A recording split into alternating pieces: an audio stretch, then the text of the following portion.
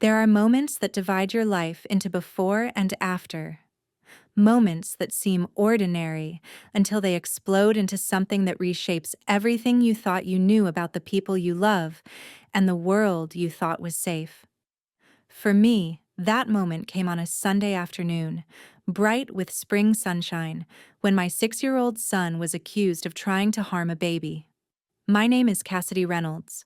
I'm 33 years old, a medical assistant at a family clinic, and a divorced single mother trying to navigate the impossible terrain of co-parenting with my ex-husband Devin and his new wife Valerie. It's not a perfect arrangement, but we've made it work. Or at least, we did until everything fell apart. Brady is my son. He's 6 years old, with a heart that's too tender for this harsh world and a face that still holds all the innocence childhood is supposed to protect. He's gentle with animals, careful with other children, the kind of kid who apologizes to furniture when he bumps into it. The idea that he could deliberately harm anyone, especially a helpless infant, is so absurd it would be laughable if it hadn't become the nightmare that consumed our lives. That Sunday started like dozens of Sundays before it. I made an apple pie, Brady's contribution to our weekly family dinner at Devin's house. The house that used to be ours, before the divorce, before Valerie, before everything got complicated. We drove over around noon, Brady chattering about a book he'd read at school, me mentally preparing for the performance of normalcy we all engaged in during these gatherings. Devin's father, Frank Reynolds, was already there when we arrived. A stern man in his 60s, ex-military, with the kind of authoritative presence that makes children behave and adults second-guess their opinions. He wasn't unkind, exactly, just rigid in his worldview. The kind of man who believed in clear hierarchies, unquestionable rules, and the absolute authority of elders. Valerie was in the living room when we entered, sitting by the large window that overlooked the backyard, holding her 3-month-old daughter Emma. She looked tired, which wasn't surprising for a new mother, but there was something else in her eyes. A tightness. A vigilance that seemed to go beyond normal parental concern. Later, I would understand what that look meant. But in that moment, I just smiled and set the pie in the kitchen, exchanging pleasantries with Devin while his father discussed yard maintenance, specifically mentioning the garter snakes he'd spotted in the garden. "Need to clear those out before someone gets startled," Frank said with his characteristic efficiency. "I'll take care of it tomorrow." Tomorrow. As if we had all the time in the world. As if danger would wait politely for us to address it on our schedule. Brady was fascinated by the baby, the way children often are with tiny humans. He knelt beside Valerie, watching Emma with intense curiosity, asking if he could hold her. Valerie smiled but said maybe later. The baby had just eaten and was fussy. I went to the kitchen to slice the pie. The house smelled like Sunday dinner, warm and domestic, and falsely promising of stability. Through the doorway, I could see Brady still kneeling by the window, Valerie holding Emma, sunlight streaming through the glass in that particular way that makes everything look softer, more beautiful than reality actually is. And then I heard it. A scream. Not a startled exclamation or a worried cry. A scream that contained every ounce of terror a human voice can produce. The kind of sound that makes your blood stop moving and your heart forget how to beat. I dropped the knife and ran. The scene I encountered would replay in my mind thousands of times over the following weeks, each viewing revealing new horrible details I'd missed in the chaos of the moment. Valerie was standing, clutching Emma, whose face had turned an alarming shade of purple.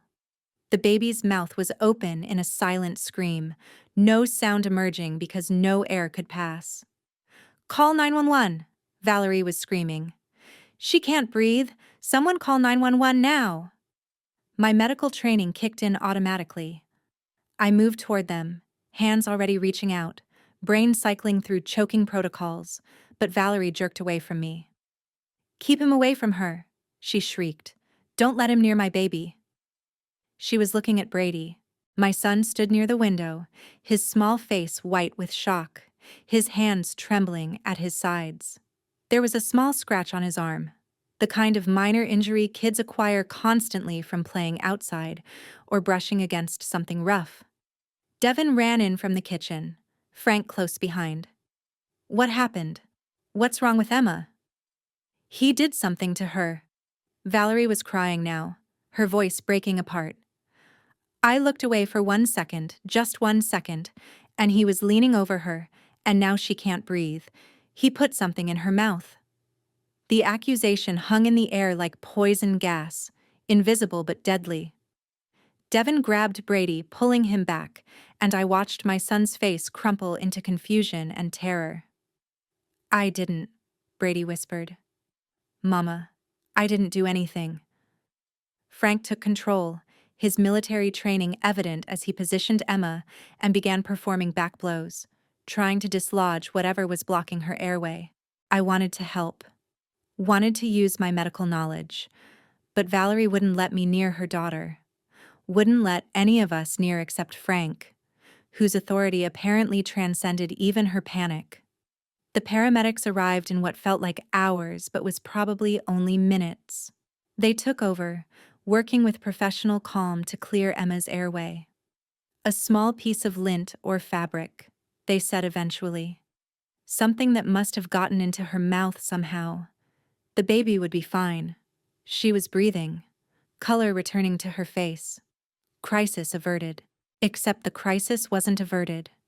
It was just beginning. Because as the paramedics checked Emma's vitals and prepared to transport her to the hospital for observation, Valerie said the words that would change everything. It was him. He was alone with her for just a moment. He must have put something in her mouth. I saw him leaning over her, his hand near her face. She was pointing at Brady, accusing my 6-year-old son of attempting to harm an infant. The police arrived next. "Standard procedure," they said. "Anytime there's an incident involving a baby and a potential safety concern." Officer Rena Scott, a woman in her early 40s with a methodical way of documenting everything, began taking statements. I watched her write Brady's name in her notepad. Watched her draw a line beneath it. Watched her write the word "subject" next to his name. Subject. Like he was a suspect. Like my 6-year-old child was someone who needed to be investigated for attempted harm. "He's 6 years old," I said, my voice sounding strange and distant in my own ears.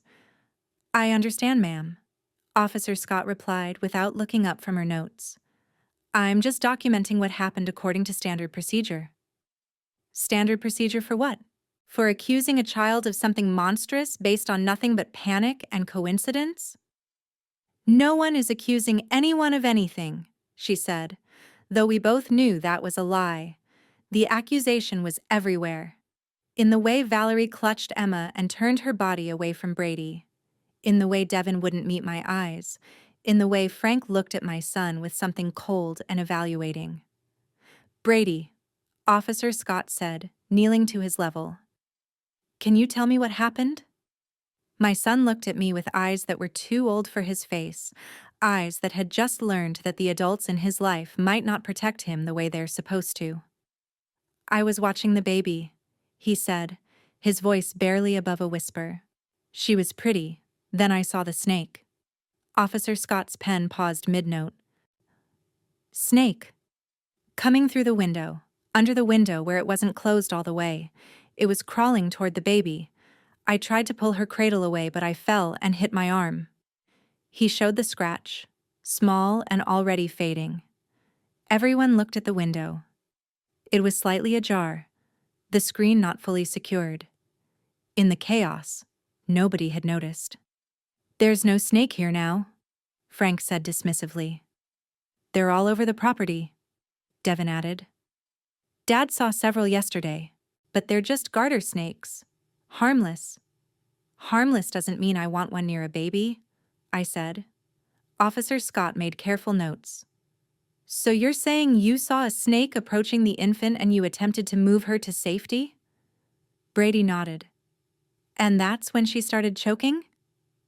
I don't know. I fell. When I got up, everyone was yelling. It was a completely reasonable explanation. More than reasonable. A child sees a snake near a baby, panics, tries to help, falls in the process. Meanwhile, completely unrelated, the baby starts choking on something that was probably already in her mouth. But I could see in Valerie's face that she didn't believe it. I could see in Frank's expression that he thought Brady was lying. I could see in Officer Scott's careful notation that she was documenting everything, keeping all possibilities open. And I could see in Devon's silence that he didn't know what to believe.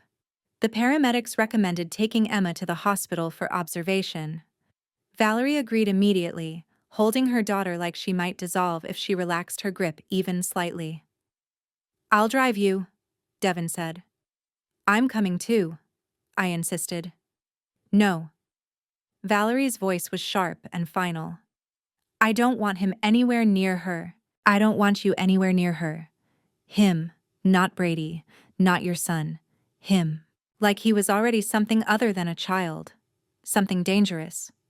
"Valerie, please." I said no. My daughter almost died. I have the right to feel safe. Officer Scott intervened. "Mrs. Reynolds, why don't you take Brady home? Let things settle down. We'll be in touch if we need additional information." "Additional information about what? My son didn't do anything wrong." "That's what we're trying to determine, ma'am." I wanted to scream, to demand they search for the snake, to insist they acknowledge that a 6-year-old's story made infinitely more sense than the alternative. But I could already feel the narrative forming, could sense the way everyone was subtly moving away from us, creating distance. Difficult divorced mother, defensive. Can't accept that her child might have issues. So I took Brady's hand, and we left. We walked out of the house that used to be mine, past the garden where snakes apparently lived, into a car that suddenly felt like the only safe space in a world that had turned hostile without warning. Brady was silent during the drive home. Too silent. The kind of quiet that comes from a mind trying to process something it doesn't have the capacity to understand.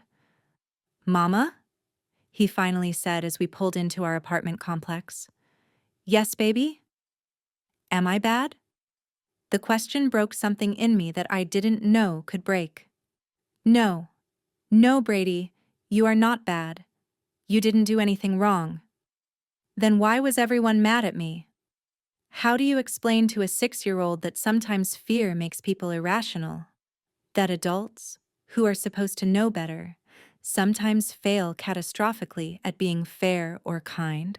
That the world isn't always just, and sometimes the people who are supposed to protect you become the ones you need protection from? "They were scared," I said. "When people are scared, they don't always think clearly. But you did the right thing. You saw danger and you tried to help. That's brave." "I don't feel brave. I feel scared." Being brave doesn't mean not being scared. It means doing the right thing even when you're scared. And you did that. But even as I said it, I wondered if it was true. If doing the right thing is enough when no one believes you did it. If truth matters when fear is louder. That night, after putting Brady to bed and checking on him 3 times to make sure he was actually sleeping and not lying awake processing trauma I couldn't fix, I sat at my kitchen table and did what I always do in crisis. I made lists, facts, timeline, everything I could remember. 12:15, arrived at the house, everything normal. 12:30, Brady asks to hold the baby. Valerie says maybe later. 12:35, Frank mentions snakes in the garden, says he'll clear them out tomorrow. 12:40, I go to kitchen to cut pie. 12:42, scream. Baby choking. Brady near window. Less than 30 minutes from ordinary Sunday lunch to my son being treated like a criminal. My phone buzzed. A text from Devon. "Emma's okay. They're keeping her overnight for observation. Valerie is really upset. We all need some space to process what happened." Space to process. Not answers. Not investigation. Not someone actually looking for the snake Brady said he saw. Just space. I texted back. Brady said he saw a snake. Did anyone check? 3 dots appeared. Disappeared. Appeared again.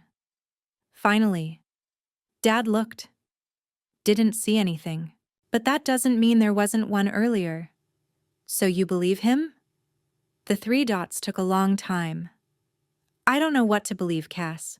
I need time to think. I stared at that message until my eyes burned. My ex-husband didn't know whether to believe his own son. Didn't know if his 6-year-old was telling the truth about trying to save a baby from a snake, or lying about something too terrible to name. I typed and deleted a dozen responses. Finally settled on, "He's your son. He needs you to believe him." No response came. I put down my phone and looked around my small apartment. 2 bedrooms, a kitchen that barely fit one person, a living room that doubled as my workspace. It wasn't much, but it was ours. Safe. Or I thought it was safe. But how do you keep a child safe when the danger isn't external, but internal? When the threat comes from the people who are supposed to love him, protect him, believe him? I pulled out my laptop and started researching. What I found terrified me. Once a child is flagged in a report involving infant safety, the stain doesn't easily wash out. Schools get notified. Background checks show incidents. The digital footprint of accusation never fully disappears, even when nothing is proven. Brady was 6. He had his whole life ahead of him, and one terrible Sunday afternoon could poison all of it. I needed proof. Something concrete that would show everyone what actually happened. Something that would protect my son from a future destroyed by fear and misunderstanding. But I had no idea where to find it. I went to check on Brady again. He was sleeping finely, his face peaceful in a way it hadn't been while awake. In sleep, he was still my baby, untouched by accusations, still innocent. I whispered to him in the darkness, "I believe you. No matter what anyone else thinks, I believe you." But belief without proof is just hope, and hope without action is just waiting for things to get worse. I needed help. I needed someone who'd seen what actually happened. I needed a witness.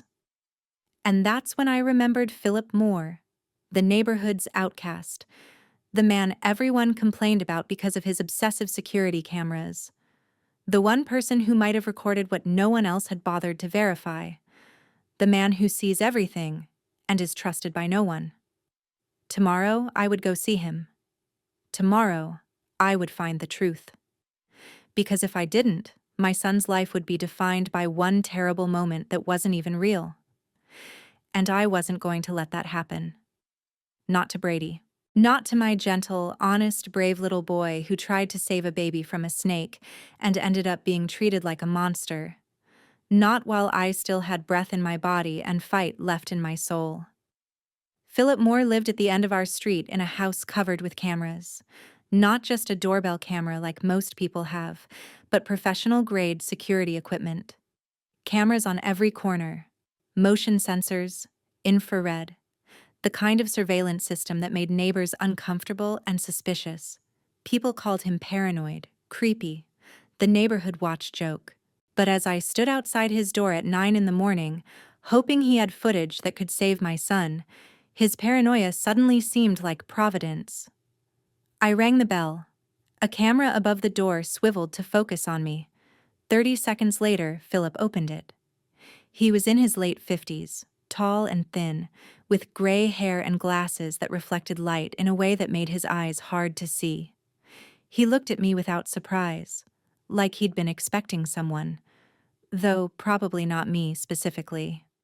"Mrs. Reynolds," he said, "it's Cassidy now. We divorced." "I know. I noticed when you moved out 18 months ago." A pause. "I notice things." "I know you do. That's why I'm here." He stepped aside without asking what I wanted. Like he already knew. His house was exactly what I expected and somehow more. Yes, there were monitors everywhere showing different camera feeds. Yes, there were servers humming in what should have been a dining room. But there were also books. Hundreds of them. Organized by subject. Plants in careful pots. Art on the walls. It was the home of someone who lived deliberately, even if his deliberateness made others uncomfortable.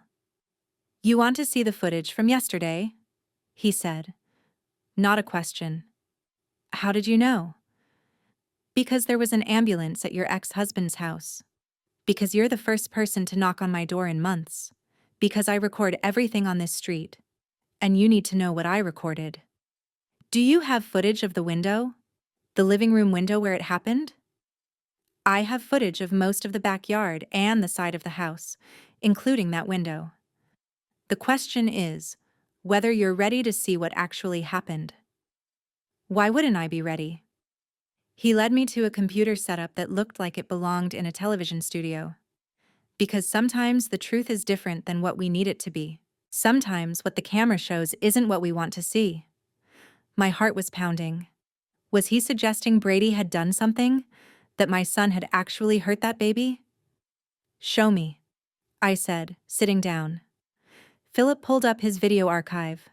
Timestamps scrolled past, a catalog of ordinary life recorded in high definition. He selected a file from yesterday, paused before opening it. "This is from my south-facing camera. It captures most of the backyard and that living room window. Timestamp shows from 12:30 to 12:50. The incident happened around 12:42. He played the footage. At first, nothing unusual.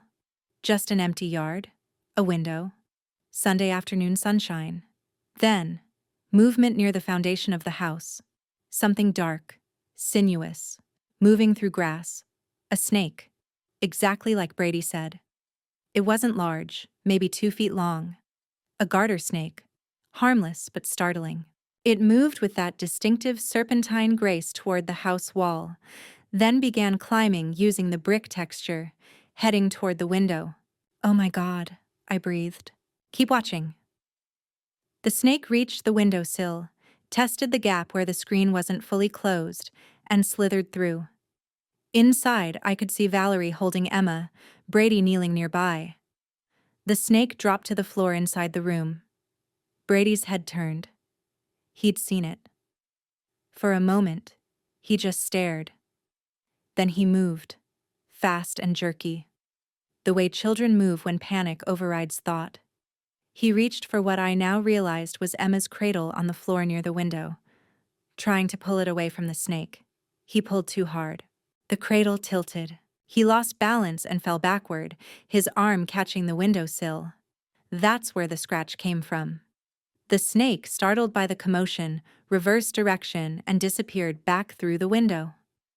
Then Valerie turned, saw Brady on the floor, saw the disturbed cradle, and jumped to the worst possible conclusion. "He was trying to protect her," I whispered. "He saw the snake and tried to move the baby. He was trying to help." "That's what the video shows," Philip confirmed. Relief and rage hit me simultaneously. Relief that Brady had been telling the truth. Rage that no one had believed him. That everyone had jumped to accusations instead of investigating. "I need a copy of this. The police need to see it. Devin needs to see it. Everyone needs to see what actually happened." Philip's expression shifted. "There's a complication." "What complication?" About an hour after the ambulance left, I got a text from Valerie. She asked me to delete any footage from yesterday. Said she didn't want anyone seeing her house in chaos. Said she'd appreciate it as a neighbor. Cold dread replaced my relief. "Did you delete it?" "No, but I told her I would. I sent back a message saying I'd take care of it." "Why would she ask you to delete evidence?" "Because she knows I have cameras. Most people on the street know and complain about it." She was trying to control the narrative. Make sure there was no evidence that might contradict her version of events. "But this proves Brady didn't do anything wrong. It shows exactly what he said happened." It shows what happened before she started screaming. It doesn't show what happened with the baby, or how that lint got in her mouth. It proves Brady was reacting to a real threat, but it doesn't definitively prove he didn't somehow contribute to the baby choking. That's insane. You can see him fall. You can see he was panicking, trying to help. I can see that. You can see that. But someone looking to build a case against a troubled child from a broken home might see something different. They might say he was agitated, moving erratically, that in his panic he could have done something harmful. I can't believe we're having this conversation. There's video evidence and you're saying it might not be enough? I'm saying you need to be prepared for how it might be interpreted.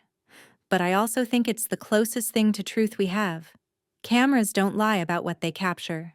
They just can't capture everything. Will you give me a copy? Yes, but you should know Valerie asked me to delete it. When she finds out I didn't, she might have legal standing to sue me. Your cameras point at your property. They also capture her property. It's legally gray, and gray is where lawsuits live. I'll take responsibility. If anyone sues, it'll be me. Philip studied me for a long moment. Why are you so certain he's innocent? Because I know my son. Lots of parents have said that and been wrong. Are you saying you think Brady hurt that baby? No. I'm saying I think he saw a snake, panicked, tried to help, and everything went wrong. I'm saying I think he's a 6-year-old kid caught in a terrible situation, paying the price for adult fear. I'm saying I believe what this video shows. Then help me prove it. He nodded. I'll make you a copy. But there's something else you should know. What? This morning at 6:30, your ex-husband's father came into the yard with a shovel and bucket. Spent about an hour clearing the garden area, removing snakes. I think he's destroying evidence. Or maybe he's just doing what he said he'd do, clearing snakes so no one else gets startled. Maybe, but the effect is the same. If the snakes are gone, Brady's story becomes harder to verify. The video is all we have. While Philip extracted and prepared the footage, making sure it was time-stamped and verified for potential legal use, I sat in his living room drinking industrial-strength coffee and watching his monitors cycle through their feeds. One screen showed Devon's house. Empty now. Everyone at work or the hospital. The yard looked peaceful, ordinary, like nothing terrible had happened there. Can I ask you something? I said after a while. Sure. Why do you record everything? Is it really just about security? He paused his work. You want the simple answer or the honest one? The honest one. I record everything because I learned that people lie, not always intentionally, not always maliciously. But memory is fallible. Perspective is subjective. When something bad happens, everyone remembers differently, whatever version protects them or aligns with what they need to believe. Something bad happened to you. 20 years ago, there was an incident at my workplace. Equipment failure, data breach. The company needed someone to blame. Multiple people gave statements about what happened. Every statement contradicted the others. Some genuinely misremembered. Some lied to protect themselves. I got blamed because I couldn't prove I hadn't been negligent. But you hadn't been? No, but without evidence, without documentation, without proof, it didn't matter. The narrative became reality. I lost my job, my reputation, almost lost my career. So you started recording everything. So I decided I would never again be in a position where my truth was less believable than someone else's lie. People think I'm paranoid. Maybe I am. But paranoia is just preparedness that hasn't been justified yet.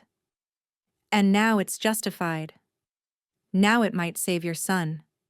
He finished preparing the video file, transferred it to a secure USB drive. This is yours. Time-stamped, verified, with metadata intact. If anyone questions authenticity, I can provide affidavits confirming the camera's calibration and the file's integrity. I took the drive like it was made of diamonds. Thank you. You have no idea what this means. I have some idea. I know what it's like to be accused of something you didn't do with no way to prove innocence. It's a special kind of hell. No child should experience it. Valerie asked you to delete this. Are you worried about consequences? Worried. Not particularly. I told her I'd take care of it, and I did. I took care to preserve it properly. If she wants to interpret that differently, that's her choice. Truth matters more than popularity.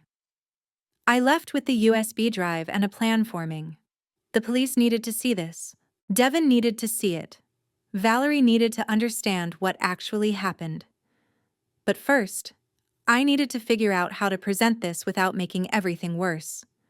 Because I was learning that sometimes proving you're right doesn't fix things. Sometimes it just reveals how broken everything already was. Getting Officer Rena Scott to watch the video took 3 days of phone calls, messages, and persistence that bordered on harassment. 3 days of Brady asking every morning if everyone believed him yet. 3 days of me saying I won soon, while having no idea if that was true. Devin tried from his end too. Called the station, explained there was evidence that needed reviewing, was told that without an active investigation, there was no case to add evidence to. But that's the point, Devin argued. There shouldn't be an investigation. The video proves nothing criminal happened. Then there's nothing to worry about, the desk sergeant replied. Except there was everything to worry about, because Brady's name was in a report that suggested he might have harmed an infant, a report that would exist in databases, potentially following him for years. Officer Scott finally called me back on day 3. Mrs. Reynolds, I understand you have additional evidence. I have to be honest, I'm not sure what to do with it. The case is closed from our perspective.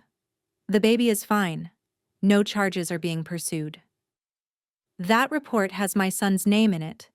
It labels him as a subject in an incident involving potential harm to an infant. I understand your concern, but our reports document what we observed. I can't retroactively change what people told me. I'm not asking you to change what people said. I'm asking you to add what actually happened. I have security footage showing Brady saw a snake approaching the baby and tried to move her to safety. That's the truth. Silence. Then, you have video? Yes, from a neighbor's security camera, time-stamped, verified, showing the window where everything happened. Send it to me, I'll review it. I sent the file Philip had prepared, along with his contact information for verification. Then I waited again. This endless waiting that was becoming the defining characteristic of this nightmare. Officer Scott called back 6 hours later. I watched the footage. I also spoke with Mr. Moore to verify its authenticity. Based on what I saw, I'm adding a supplementary report that includes the video evidence and revises the incident classification. I nearly cried. Thank you. There's something else. After watching that footage, I'm recommending a wellness check for Ms. Harris. Not because she did anything wrong, but because her level of fear and misperception might indicate she needs additional support. My relief curdled. Is that necessary? She's dealing with postpartum anxiety. She's already in therapy. Mrs. Reynolds, a mother who's convinced her infant was being harmed when the actual situation was a child trying to protect that infant, represents a significant perceptual disconnect. This isn't about punishment. It's about ensuring everyone is safe and supported. I knew she was right. Valerie's reaction had been extreme. Her refusal to consider alternatives was concerning, but I also knew how this would look. Like I'd weaponized the system against her. When I told Devin, he exploded. You got CPS involved? Are you serious? I didn't. Officer Scott made that recommendation based on her professional assessment. This is insane. Valerie is struggling, but she's not a danger to Emma.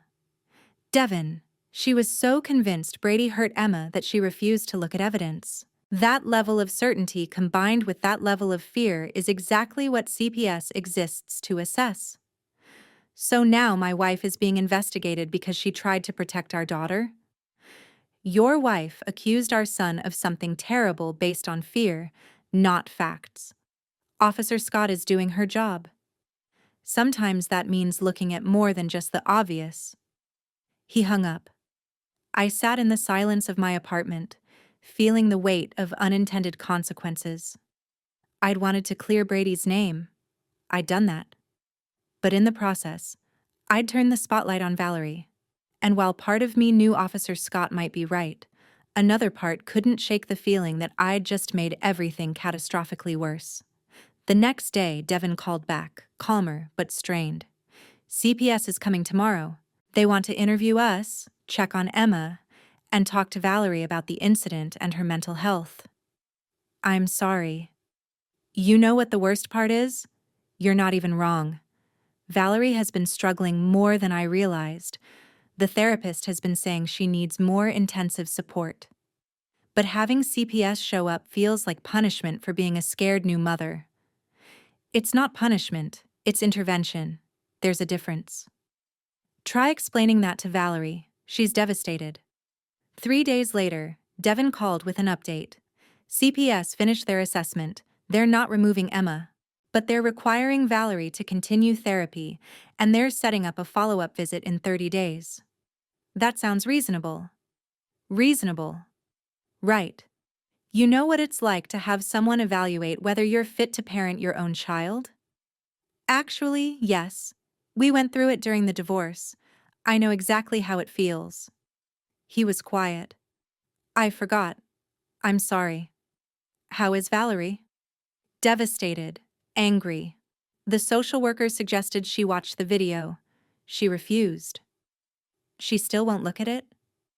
She says she doesn't need to because she knows what she experienced. 2 weeks passed in uncomfortable stasis. Brady was cleared in the official report. Philip's video was entered as evidence.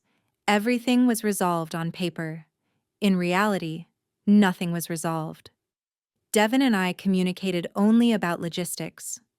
Brady stopped asking questions, which was worse than the questions. Then I saw Valerie in the clinic parking lot one Thursday afternoon.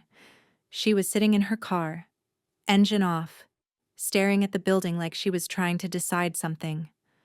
I walked to her car and tapped on the window. She startled, saw me, and for a moment I thought she'd drive away. Instead, she rolled down the window. "Hi," I said. "Hi." Her voice was hoarse. "Are you okay?" "No, I'm not okay. I've been sitting here for an hour trying to work up courage to schedule an appointment with a psychiatrist. My therapist recommended medication, but admitting I need it feels like admitting I'm broken." "You're not broken. You're struggling. There's a difference." "Is there?" "Because I accused a 6-year-old of trying to hurt my baby, a child who was actually trying to save her. That sounds broken." It was the first time she'd acknowledged Brady had been trying to help. "Come inside," I said. "I work here. I can introduce you to Dr. Patterson. She's excellent with postpartum issues." "Why would you help me, after what I did?" "Because you're struggling, and I'm a healthcare worker. It's what I do." She followed me inside. I introduced her to Dr. Patterson, explained she needed help with postpartum anxiety. An hour later, Valerie emerged with a prescription and a follow-up appointment card. "Thank you," she said. "You're welcome." I owe Brady an apology, but I don't know how to apologize for something I still can't fully process. Start with the medication. Start with therapy. The apologies can come later. She nodded. The social worker suggested I watch the video in her office, with support. I have an appointment next week. I think I'm finally ready. That's good. She went to her car and came back with an envelope. "I've been carrying this around, trying to decide if I should give it to you. Open it later, when you're alone." Inside were medical records documenting severe postpartum anxiety, therapist notes about intrusive thoughts, and a letter. Cassidy, I don't know how to explain what it's like inside my head right now. Every moment, I'm terrified something will happen to Emma. When I saw Brady leaning over her and then she couldn't breathe, my brain processed it as the threat I'd been waiting for. I know now I might have been wrong. But accepting that is terrifying because if I was that wrong about something I was so certain of, how can I trust any of my instincts? The therapist said I experienced a false perception event, that my anxiety showed me a threat that wasn't there. She said it's common with severe postpartum anxiety. I haven't told anyone this, but Emma wasn't my first pregnancy. 2 years before I met Devin, I was 6 months pregnant. Early labor. The baby didn't survive. I blame myself. I still do. When Emma was born, instead of relaxing, I became hypervigilant. So when I saw her face turning colors and a child near her, my brain didn't see help. It saw tragedy repeating. I'm starting medication today. I'm scared of needing it, but I'm more scared of continuing to live in constant terror and distorted perception. I owe Brady an apology, a real one, but I need to get healthy first. Thank you for helping me today. You didn't have to. Valerie. I read it 3 times. My anger at her shifted into something more complicated, compassion mixed with frustration. Understanding that didn't erase harm but contextualized it. I called Devin. Did you know Valerie lost a baby before Emma? Silence. What? She was pregnant 2 years before you met. 6 months along. Early labor. The baby died. She never told me. It explains the hypervigilance, the extreme fear. She wasn't just protecting Emma from a threat. She was trying to prevent history from repeating. That doesn't change what happened to Brady. No. But it might change how we move forward. The next morning, I got a text from Valerie. I watched the video. You were right. About everything. I'm so sorry. 3 sentences. 20 words. But they felt like the beginning of something. I texted back. Thank you for being brave enough to look. Will Brady ever forgive me? Maybe. If you give him time and prove you see him for who he really is. It wasn't a perfect resolution, but it was movement. Forward motion after weeks of being stuck. Sometimes that's all healing is. Not transformation. Just the slow, painful work of unsticking yourself from narratives that keep you trapped. One small movement at a time. Brady's 7th birthday fell 3 weeks after Valerie watched the video. Devin suggested a party at his house. Just family. An attempt to mark this milestone without the weight of trauma crushing the celebration. I hesitated. The last time Brady was in that house, he'd been treated like a threat. But Brady, when asked, said yes. He wanted to go back. He wanted things to feel normal again. I arrived early to help set up.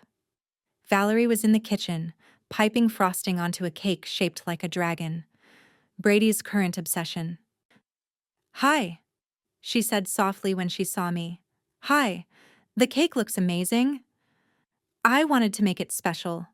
I wanted him to have something good associated with this house. Emma was in a bouncer nearby, watching with wide, curious eyes. I asked if I could hold her. Valerie's face did something complicated. Fear, then conscious suppression of fear, then resignation. Of course. I picked up Emma, who grabbed at my necklace with 3-month-old enthusiasm. She was perfect, healthy, oblivious to the chaos she'd inadvertently caused. The doorbell rang. Brady arriving with Devin. When he saw the dragon cake, his face lit up with genuine joy. Wow, is that for me? It's all for you, Valerie said, her voice catching. Happy birthday, Brady. He looked at her, processing, remembering, deciding whether to trust. Finally, thank you. The party proceeded with awkward energy. We played games, sang happy birthday, opened presents. Brady's enthusiasm seemed genuine but also performative, like he sensed the adults needed him to be happy. After cake, while the kids played outside, Valerie approached me. I have something for Brady. I wanted to give it when things were quieter. She handed me a wrapped package. I need you there when he opens it, in case I say the wrong thing. We called Brady inside. He came reluctantly, torn between playing and curiosity about a gift. Brady, Valerie said, kneeling to his level, I have something for you, but first I need to say something important. He looked at me, checking if this was safe. I nodded.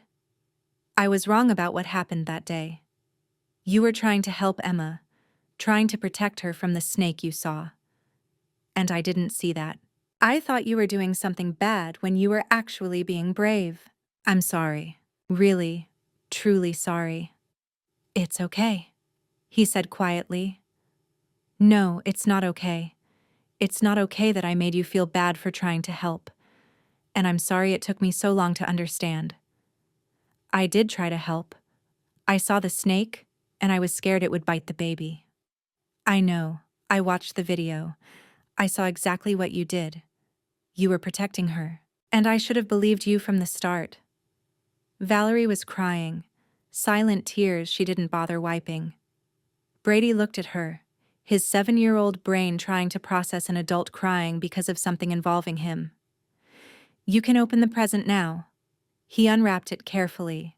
Inside was a stuffed snake, bright green and soft, clearly a toy. And a book about a boy afraid of snakes who learns most are harmless and helpful. I thought maybe if we could make snakes less scary, it would help, Valerie explained.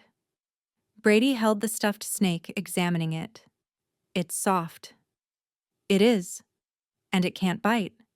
It's just a reminder that not everything that seems scary actually is. Can I keep it? It's yours. Happy birthday! He hugged the snake to his chest, and some of the tension left his small body. Not all. Not the deep trauma that would take years to fully address. But some immediate fear softened. Thank you. I like the book too. We can read it together sometime, if you want. Brady considered. Maybe. When I'm ready. Whenever you're ready. I'll wait. After the party, I found myself in the backyard with Devin and Valerie. The garden where Frank had cleared the snakes looked different. Freshly mulched, empty of the wildlife that had caused so much trouble. My phone buzzed. A text from Frank. Cleared all the snakes from around the house. Nothing left to be afraid of now. I showed it to Devin and Valerie. That's very him, Devin said.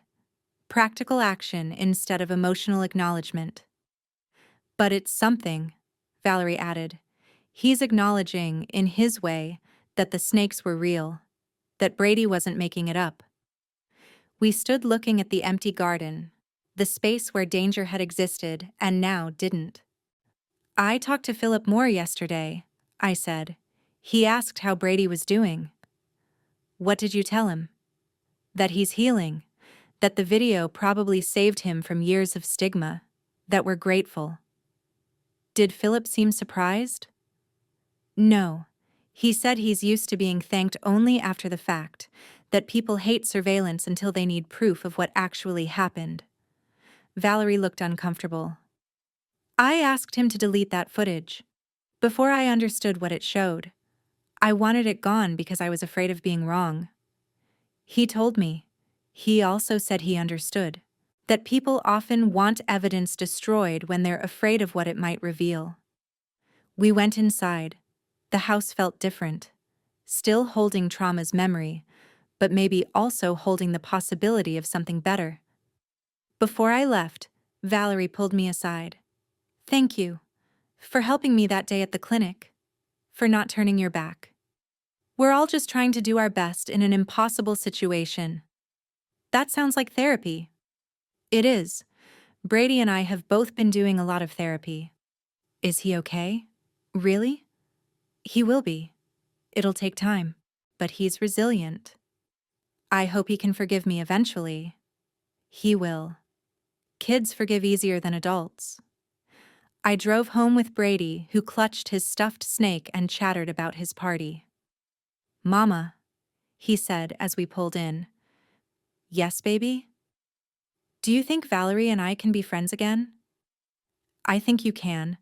Not right away. But eventually, yes." "Good. Because I don't want to be afraid of going to Dad's house anymore." "You don't have to be afraid. Everyone understands now." "Even Grandpa Frank?" "Even Grandpa Frank. He cleared all the snakes so you'd feel safe." Brady thought about this. That was nice of him. It was. Maybe grown-ups just need more time to understand things than kids do. Wisdom from a 7-year-old that adults spend years in therapy trying to recapture. That night, after Brady was asleep with his new snake tucked under his arm, I sat on my balcony looking at stars. Somewhere across town, Devin and Valerie were probably having similar quiet moments, processing how we'd all survived something that could have destroyed us. My phone buzzed. "Devin. Thank you for today, for being gracious, for helping Valerie when you could have chosen anger." I texted back. "We're all just doing our best. Brady's lucky to have you as his mother. He's lucky to have you as his father. Even when it took you a minute to believe him, you got there. That matters. Do you think we're going to be okay? All of us?" "I think we're going to be different, but different doesn't have to mean broken." I put down my phone and looked at Brady's drawing on the refrigerator. The house, the flowers, the snake outside where it couldn't hurt anyone. He'd added something new. A stick figure labeled "me" next to a smaller figure labeled "baby," both smiling. Between them, a green squiggle labeled "nice snake." Children rewrite trauma into survival stories. They transform what hurt them into something they can live with. It's a skill adults lose. Maybe that's what we needed to learn from Brady. That truth can be reframed. That the snake can transform from threat to protector. That the worst day can become the day we learned something about fear and courage, and the difference between them. I added my own drawing to the refrigerator. A house, a window, sunlight streaming through. Underneath, the house where we learned to see clearly. Not perfect, not healed, but honest. And honesty, I was learning, was its own kind of light. The kind that doesn't hide what's broken but illuminates it clearly enough that you can start to fix it. Brady is 7.5 now. He still has the green stuffed snake, worn from love. He goes to Devin's house without fear. Plays with Emma. Calls Valerie by name. It's not perfect. He still sometimes asks why people didn't believe him at first. I answer as honestly as I can. That fear is sometimes louder than truth. That being afraid doesn't excuse hurting someone, but explains it. That everyone makes mistakes. He seems to accept this. Or at least he's stopped asking as often. Valerie is in a better place. Medication stabilized her anxiety. She's learned to recognize when her thoughts spiral, when her brain shows her threats that don't exist. She's in a support group, has become an advocate for other mothers with postpartum anxiety. She and I aren't friends. We probably never will be. But we're allies. Co-parents navigating complex terrain. It's enough. Devin has learned to stop making everyone comfortable at the expense of difficult truths. It's made him a better father. A better person. Philip Moore still has all his cameras, still records everything, still makes neighbors uncomfortable. But last week, when there was a break-in nearby, his footage helped police identify the perpetrator within hours. Suddenly, his surveillance didn't seem quite so paranoid. He sent me a message. Funny how proof of truth only matters when it's their truth that needs proving. I sent back. Thank you for everything. Brady drew you a picture. Can we drop it off? Anytime. Though I should warn you, I'm not great with kids. Neither are most adults. We visited last Saturday. Brady gave him a drawing of a house covered in cameras, captioned, "The Man Who Sees the Truth." Philip hung it on his refrigerator. A single piece of child art in an adult world of data and evidence. "Thank you," he said to Brady. "This is the nicest thing anyone's given me in a long time." "You helped me," Brady replied with child directness. "When people didn't believe me, your camera showed them I was telling the truth. That's what cameras do. They don't have opinions or fears. They just record what happens. I wish people were more like cameras." Philip and I exchanged a look. Accidental profundity from a 7-year-old. "Me too, kid," Philip said. "Me too." As we left, he called after us. "That thing you said about hurt people hurting people? I've been thinking about it. About how that applies to me too. And? And I think maybe I've been so focused on recording truth that I forgot about understanding it. Truth isn't just facts, it's also context. The reasons people do what they do." That sounds like progress. Maybe. Or maybe I'm just getting old and sentimental. We drove home, Brady chattering about Philip's setup, whether we could get cameras for our apartment. "We don't need cameras," I assured him. "We're safe without them." "But what if something happens and we need proof?" "Then we'll deal with it. But we can't live our whole lives recording everything just in case. That's not living. That's documenting." "Philip lives that way." "He does, and it works for him. But we get to choose differently." "What if I choose cameras when I grow up?" "Then that's your choice. The important thing is having choices. Being able to decide how you want to live instead of having someone else's fear decide for you." Home, Brady went to play. I sat on the balcony scrolling through photos from the past 6 months.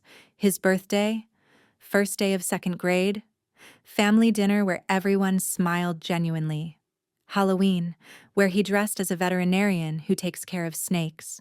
Small moments, ordinary in the best way, evidence we'd survived. My phone buzzed. Valerie. "Emma took her first steps today. Thought Brady would want to know."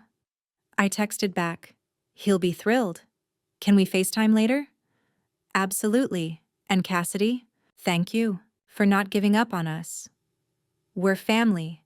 Messy, complicated family. But family." I closed my eyes, feeling sun on my face. Warm, safe, real. In the distance, children playing, laughing. Brady's voice. "Watch this! I can balance on one foot." Then laughter as he fell. The sound of childhood, of resilience, of a boy who'd been accused of something terrible and emerged still capable of joy. That was proof of healing. The kind that can't be recorded or documented. The kind that just is. I opened my eyes and looked at our apartment complex. Nothing special. Just a building where people lived. But inside these walls, we'd survived something extraordinary. My phone buzzed again. Officer Rena Scott. "Thought you'd want to know. I used your case in a training session. Teaching officers about investigating thoroughly before jumping to conclusions. Your son's courage is something I won't forget."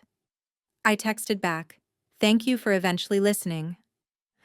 I have a son too, 8 years old. After your case, I went home and apologized for a time I didn't believe him about something at school. Your case changed how I parent, how I police. Tell Brady thank you." "I will." Brady came inside, sweaty and happy. "Mom, can we have snakes as pets?" "Maybe when you're older." "Why?" "Because they're not as scary as everyone thinks. I want to show people scary things can be nice if you understand them." 7 years old and already more emotionally intelligent than most adults. That's a beautiful reason. We'll talk about it. Does that mean yes? It means we'll talk about it. He grinned, knowing he'd planted the seed. That night, after tucking him in with his worn snake and library book about reptiles, I sat on his bed. "Mom," he said as I was turning off the light. "Yes?" "I'm glad everything is okay now." Me too, baby. Is it really okay, or are you just saying that? I sat back down. It's really okay. Different than before, but okay. We learned hard things about fear and truth and how people make mistakes, but we learned together, and we're all still here. And everyone believes me now. Everyone believes you now. Good, because telling the truth is hard when people don't want to hear it. Yes, but you did it anyway. That's called courage. Is courage the same as being brave? It's better. Brave is not being scared. Courage is being scared and doing the right thing anyway. He thought about this, eyes closing. Then I was courageous. You were. You are. And I'm so proud. Love you, Mom. Love you too. More than all the stars. It's something I've said since he was born. A promise that my love is infinite. Tonight it feels like reclamation. A return to security he should have always had but was temporarily stolen. I left his room and poured wine. Stood at the window looking at the neighborhood. Lights in windows. People living lives containing stories I'll never know. My phone lit up. Group text from Devin. Family dinner next Sunday? Brady's choice of restaurant. My treat. Valerie. We'd love that. Emma has been asking about Brady. Then. Well, not asking in words, but you know. I typed. Count us in. Just like that, we had plans. Normal family plans. The kind that shouldn't feel like achievement but does. This is healing. Not transformation. Just small steps toward normalcy. Toward trust. Toward existing in the same space without eggshells. It's mundane. Quiet. And it's everything. I pulled out my journal, something my therapist suggested. I wrote, 6 months since the worst day. 6 months of learning truth is more complicated than facts. That people can be wrong with good intentions. That forgiveness doesn't mean forgetting. That being a mother means fighting even when everyone thinks you're wrong. That courage is contagious. I wrote until my hand cramped, documenting not just what happened but how it felt. Before closing, I added, Today Brady asked about pet snakes. Not because he's forgotten, but because he's transformed it. He's taken the symbol of trauma and made it something he wants to understand. If a 7-year-old can do that, what excuse do we have for staying stuck? Good question. One I don't have a complete answer to. But I'm working on it. We all are. The next morning, Brady and I went to the park. Just us. No agenda. Quality time. We were feeding ducks when Philip appeared, walking with a camera. Not security cameras, but regular photography, the kind for capturing beauty. Mr. Moore, Brady waved. Philip walked over, pleasantly surprised. Brady, Cassidy, nice morning. Are you taking pictures? Brady asked. Trying to. I've been documenting security footage so long, I'm trying to remember how to just capture beauty without analyzing for threats. Is it hard? Harder than you'd think. But I'm learning. He showed Brady images of birds, flowers, light through trees. No security angles, no threat assessments, just pretty things. They're really pretty. Can you take a picture of me and my mom? Philip looked at me for permission. I nodded. He framed the shot. Brady and me by the pond, ducks in background, morning light making everything softer. Say truth, Philip suggested. Truth, we said together. He showed us the image. We looked happy, genuinely happy, the kind that comes after surviving something hard. Can you send that? Of course. He texted it immediately. There, documented. Thank you. For this. For everything. You keep thanking me. I just recorded what was already there. You recorded what was there when everyone else was too busy reacting to see. That's not small. He smiled awkwardly. Well, I'm glad my neurotic need to document finally helped someone. Brady tugged my hand. Mom, can we get ice cream? It's 10 in the morning. So, is there a rule? Philip laughed. He makes a good point. Don't encourage him. We got ice cream because sometimes 7-year-old logic is best logic. Sometimes breaking small rules is reclaiming joy. Walking home, Brady with chocolate melting down his hand. Mom? Yeah? I'm glad the snake came through the window. I stopped. What? Why? Because if it didn't, we wouldn't have learned all the important stuff. About truth and cameras and how people can be wrong but still be good. Wisdom from a child. You're right. Sometimes the hardest things teach the most important lessons. So maybe scary things are like teachers, not fun, but they help you learn. That's profound. What's profound mean? Really smart and deep. Like you.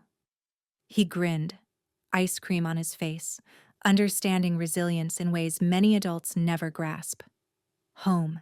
He played. I cleaned. Life continued in its ordinary, miraculous way. That evening, sunset painting the sky in impossible colors, I sat on my balcony thinking about everything we'd survived, everything we'd learned. A snake had come through a window. A baby had choked. A child was accused. Fear overwhelmed reason. But we'd found our way through, with security footage from a paranoid neighbor. An honest officer willing to update her report. A traumatized mother getting help. A father learning to believe. A child brave enough to keep telling truth. With all of us, imperfect and struggling, choosing truth over comfort. Courage over convenience. Healing over staying stuck. My phone lit up with the photo from Philip. Brady and me, smiling in morning light. He'd added a caption, "Evidence of healing." For the record, I saved it immediately. Sent it to Devin, Valerie, my mother across the country. This is who we are now. A family that broke and reassembled differently. Not perfectly. Not without visible seams. But whole. Functional. Moving forward. That night I dreamed. Not about snakes or accusations. Just Brady. Older, maybe 10, confident and happy, telling kids about the time he saved a baby from a snake. In the dream, they believe him immediately. When I woke, I knew what it meant. I believed in a future where Brady's trauma becomes just a story, where this chapter is something he survived, not something that defines him. It meant I had hope, real hope, not desperate fear wearing a positive mask, but the kind that comes from surviving something terrible and realizing you're intact. The kind that believes in better tomorrows because you've lived through worst yesterdays. Sun rose. New day began. Brady woke asking about breakfast and the library. Ordinary questions from an extraordinary child tested in ways no child should be, who emerged still curious, hopeful, fundamentally good. Yes, I told him. We can do whatever you want. Can we really get a snake? We'll talk about it. You keep saying that. Because it's true. And maybe eventually, yes. He grinned, patient, strategic, learning to advocate for himself. Library. Got books about snakes and responsible pet ownership. Read together, Brady taking notes about what snakes eat, how to keep them safe. This is healing. Not forgetting, not pretending, but transforming. Taking trauma's symbol and making it something to study, understand, maybe love.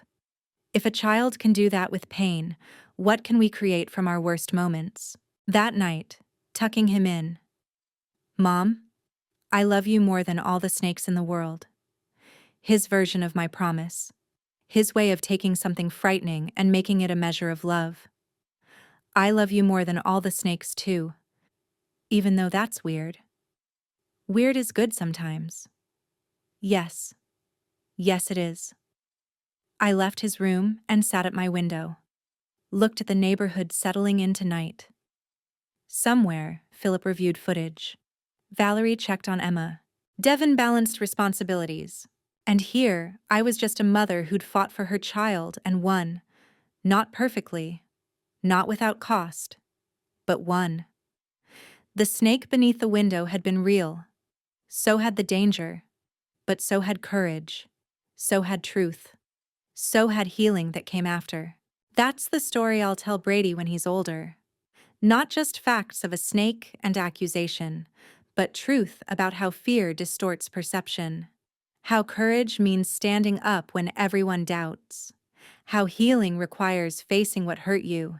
How sometimes the most terrifying moments teach us who we really are. And who we are is resilient, courageous, capable of transforming fear into understanding. Human, imperfect, but trying, always trying, to see clearly, to speak truth, to love without conditions, to heal without pretending we were never wounded. That's what the snake beneath the window taught us. A lesson worth learning, no matter how painful the teaching.